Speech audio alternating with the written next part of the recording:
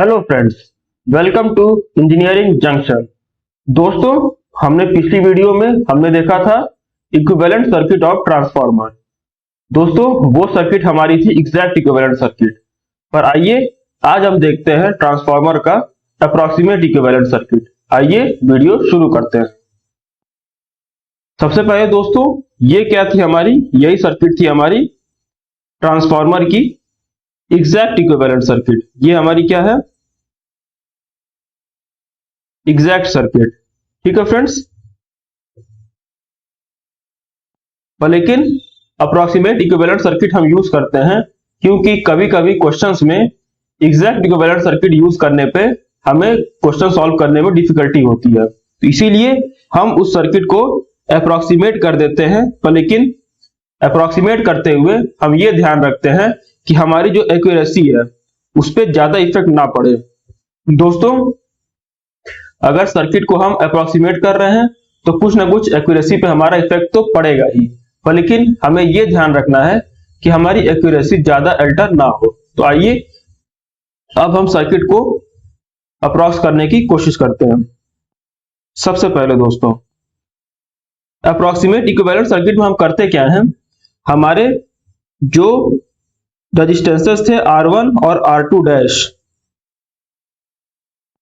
जो हमारे यहां पे रेजिस्टेंस है R2 डैश और R1, हम इन दोनों को कंबाइन कर देते हैं। और जो हमारे रिएक्टेंस है X1 और X2 डैश, हम इन दोनों को कंबाइन कर देते हैं। और हमारी जो हमारी शंट ब्रांच है ये वाली, इस शंट ब्रांच को हम R1 और X1 से पहले प्लेस कर देते हैं। अप्रॉक्सीमेट सर्किट हमारा कंप्लीट हो जाता है। आइए बना के देखते हैं। सबसे पहले तो हमारा होगा V1।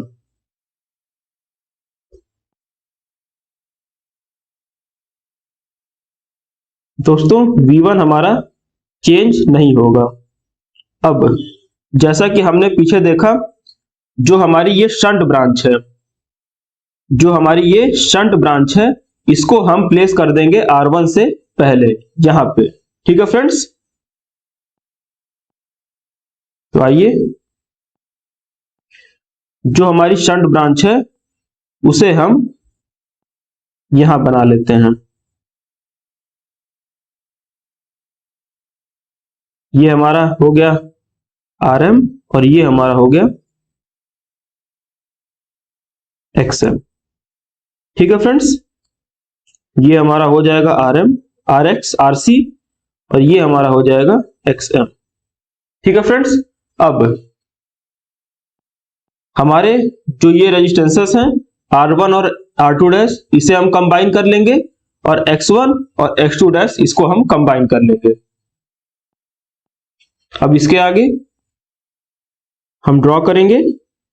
ये हमारा हो गया कंबाइंड रेजिस्टेंस और ये हमारा हो गया कंबाइंड रिएक्टेंस। ठीक है फ्रेंड्स, जो रेजिस्टेंस हमारा कंबाइंड हुआ है इसे हम कह लेते हैं R01 और इसे हम कहते हैं X01। और दोस्तों, जो हमारे लोड वोल्टेज है V2 डैश, ये भी हमारा पहले की तरह रह जाएगा।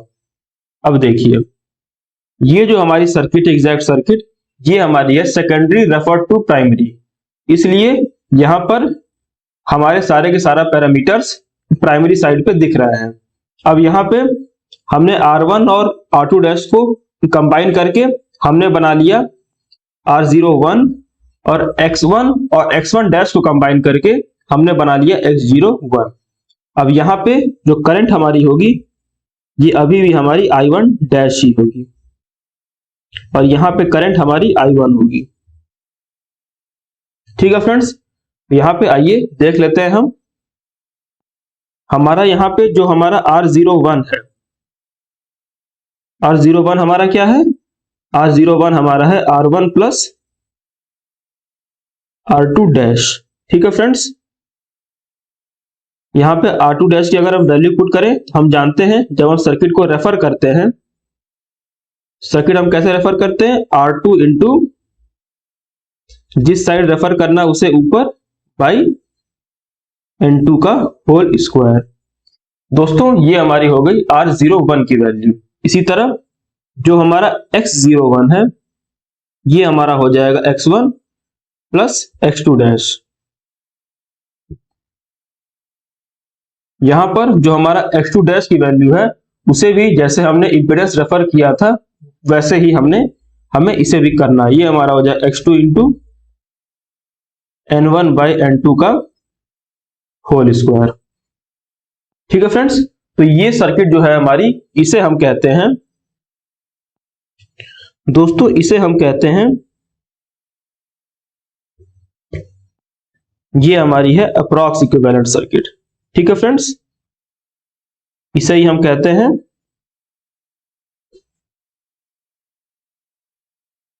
Approx equivalent circuit. ठीक है फ्रेंड्स, अब यहां पे हमें क्वेश्चन सॉल्व करने में इजी क्यों होता है, आइए ये जानते हैं। सबसे पहले तो जो अब देखिए, अब जो हमारा V1 है वो हमारा इस शंट ब्रांच के बिल्कुल पैरेलल में है, यानी कि इस शंट ब्रांच का वोल्टेज भी हमारा V1 हो जाएगा। तो हमारे पास जो सप्लाई वोल्टेज दिया रहेगा उसी वोल्टेज को हम इस शंट ब्रांच के अक्रॉस डायरेक्टली अप्लाई कर सकते हैं। दोस्तों ये जो हमारी सर्किट थी, इस सर्किट में क्या था, जो हमारा V1 था वो इस शंट ब्रांच के डायरेक्ट पैरेलल में नहीं था। यहाँ पे हमारे पास रेजिस्टेंसेस R1 और रिएक्टेंस X1 था, जिसके वजह से यहाँ पे कुछ हमारा वोल्टेज ड्रॉप हो जा रहा था, जिसके वजह से जो V1 वोल्टेज है वो हमारा शंट ब्रांच के अक्रॉस पूरा का पूरा नहीं हो पा रहा था। तो इसे इजी करने के लिए हमने ये अप्रॉक्स इक्विवेलेंट सर्किट बनाया है। ठीक है फ्रेंड्स, आइए आगे बढ़ते हैं। यहां पे देखिए, जो पीछे हमने देखा वही चीज यहां पे लिखी हुई है। In this circuit primary and secondary parameters have been combined, so induced EMF can no longer be observed. यानी कि यहां पर जो हमारा वोल्टेज E1 था, जो हमारा इंड्यूस्ड वोल्टेज E1 था, यहां पे हमें वो चीज देखने को नहीं मिलेगी, क्योंकि यहां पे हमारे प्राइमरी और सेकेंडरी क्या है, दोनों कंबाइंड हो गई हैं। ठीक है फ्रेंड्स, आइए आगे बढ़ते हैं। दोस्तों क्वेश्चन में अगर गिवन हो कि हमें यूज करना है अप्रॉक्सीमेट इक्विवेलेंट सर्किट, तो ही हम ये सर्किट यूज करेंगे। अगर क्वेश्चन में मेंशन नहीं है, इसका मतलब है कि हमें इस सर्किट के साथ ही क्वेश्चन को आगे सॉल्व करना है। ठीक है फ्रेंड्स, दोस्तों आइए जानते हैं consequences of approximate equivalent circuit, यानी कि जो सर्किट हमने अप्रॉक्स किया है उसके वजह से हमारे डिफरेंट पैरामीटर्स के ऊपर क्या इफेक्ट आएगा। ठीक है फ्रेंड्स, सबसे पहले हम निकालते हैं exact core loss. Exact core loss मतलब हमारे पास ये जो सर्किट है, इस सर्किट में हमारा कोर लॉस क्या आ रहा है। हम जानते हैं फ्रेंड्स, हमारा जो कोर लॉस होता है,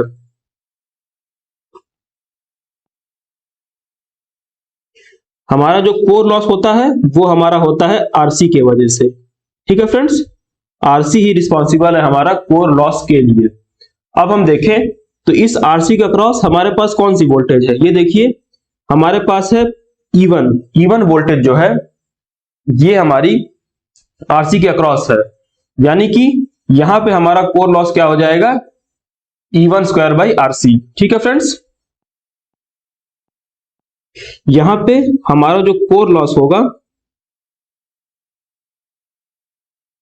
वो होगा हमारा E1 स्क्वायर बाई आरसी। ठीक है फ्रेंड्स, अब हम बात करते हैं approximate equivalent circuit, approximate core loss की, यानी कि इस सर्किट में हमारा जो कोर लॉस होगा वो क्या होगा।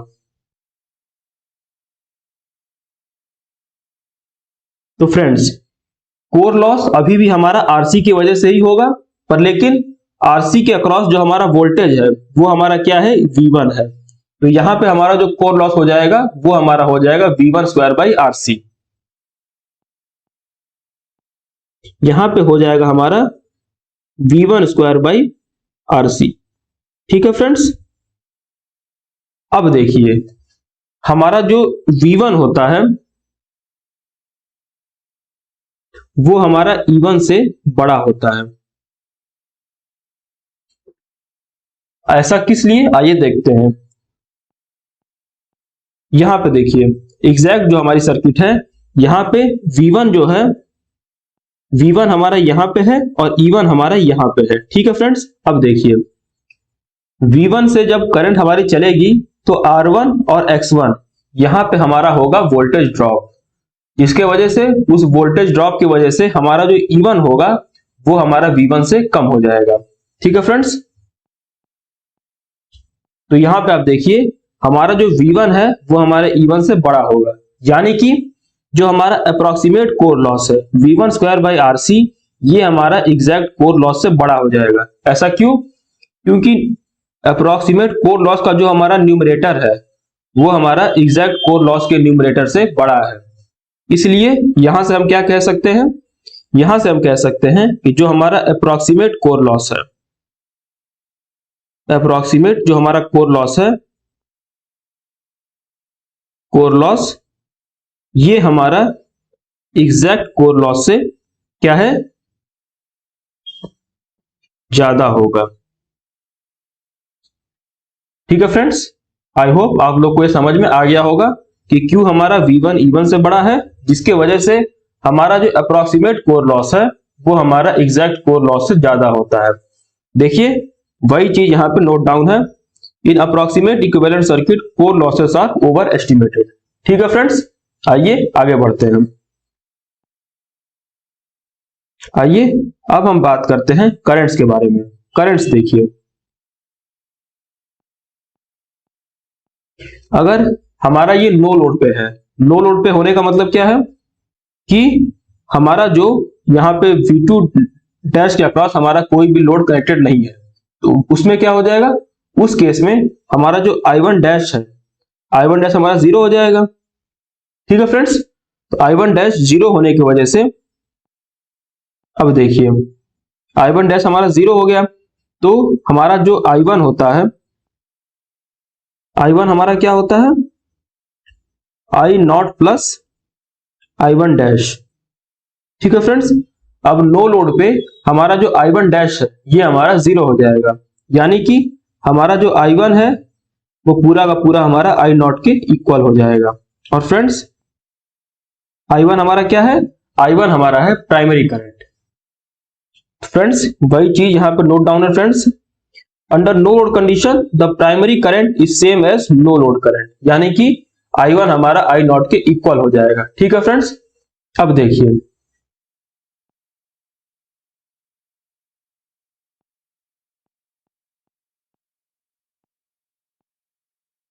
फ्रेंड्स, अब यहां पे हमारे जो I1 करंट है वो हमारी R1 और X1 से भी पास कर रही है, यानी कि R1 की वजह से जो कॉपर लॉस था वो हमारा एग्जैक्ट सर्किट में कंसीडर होता है।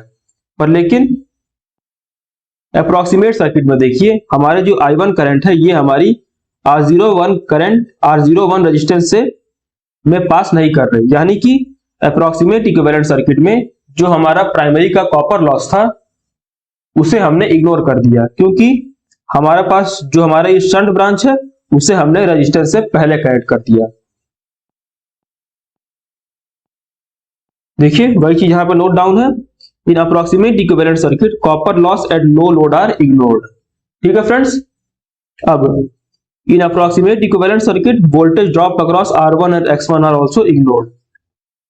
वही सेम रीजन है फ्रेंड्स, क्योंकि हमारा जो शंट ब्रांच है वो हमारी R1 और X1 से पहले फिनिश हो गई।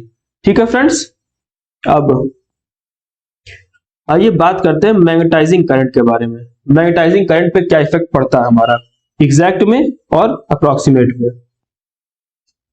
अगर हम बात करें एग्जैक्ट की, एग्जैक्ट हमारा IMU क्या हो जाएगा, एग्जैक्ट IMU हमारा फ्रेंड्स हो जाएगा E1 बाई XM। ठीक है फ्रेंड्स, क्योंकि जो हमारी एग्जैक्ट सर्किट थी, आइए एक बार फिर से देख लेते हैं। देखिए जो हमारी एग्जैक्ट सर्किट है वहां पे जो हमारा XM है उसके अक्रॉस कौन सा वोल्टेज है, उसके अक्रॉस वोल्टेज है E1, यानी कि इसके अक्रॉस जो करंट होगी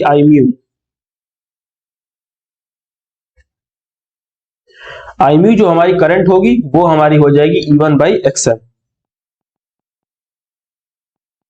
V1 हम IMU हमारी हो जाएगी E1 बाई XM। अब अगर अप्रोक्सीमेट की बात करें, अगर हम अप्रोक्सीमेट IMU की बात करें तो ये हमारा हो जाएगा V1 बाई XM। ऐसा क्यों? क्योंकि फ्रेंड्स ये हमारा अप्रोक्सीमेट सर्किट है और यहाँ पे जो हमारा XM है वो हमारा V1 के पैरेलल है, यानी कि XM के अक्रॉस जो हमारा वोल्टेज हो जाएगा वो हमारा होगा V1। ठीक है फ्रेंड्स। अब फ्रेंड्स पीछे हमने क्या देखा था, जो हमारा V1 है वो हमारा E1 से बड़ा होता है, यानी कि अप्रोक्सीमेट IMU जो है वो हमारा एग्जैक्ट IMU से बड़ा हो गया। वही चीज फ्रेंड्स यहाँ पे लिखी हुई है, magnetising current is overestimated in approximate circuit, यानी कि जब हम अप्रोक्सीमेट सर्किट बनाते हैं तो जो हमारा मैग्नेटाइजिंग करंट IMU है वो हम एग्जैक्ट से थोड़ा ज्यादा निकालते हैं। तो फ्रेंड्स हमने आज देखा इक्विवेलेंट सर्किट और हमने देखा कि उसके वजह से हमारे जो डिफरेंट पैरामीटर्स हैं जैसे कोर लॉस हो गया, मैग्नेटाइजिंग करंट हो गया, प्राइमरी करंट, इन पे हमारा क्या इफेक्ट पड़ रहा है। तो दोस्तों कल हम देखेंगे per unit model of transformer. ठीक है फ्रेंड्स, आई होप आप लोग को ये वीडियो पसंद आई होगी। अगर वीडियो पसंद आई है तो इसे लाइक करें, शेयर करें और चैनल को सब्सक्राइब करें। Thank you.